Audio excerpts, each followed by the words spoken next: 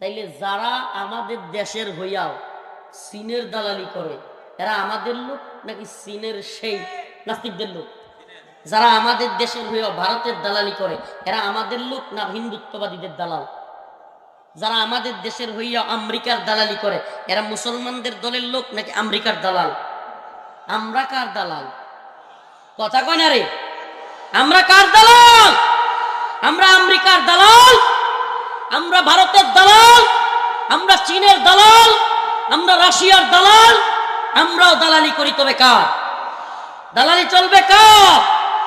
আল্লাহর জমিনে আল্লাহর পক্ষে সাফাই গাইব। দালাল শব্দটা খারাপ শুনতে যায়, কিন্তু দালালির ব্যবসাও যায়। হুজুর আদালত একজন আর একজনের মিলাই দিয়া মাঝখান দিয়া ব্যবসা করে কিছু টাকা ইনকাম করা এটা জায়েজ, কিন্তু সেটা হইতে হবে দুই পক্ষকে সত্যের মাধ্যমে, মিথ্যার মাধ্যমে।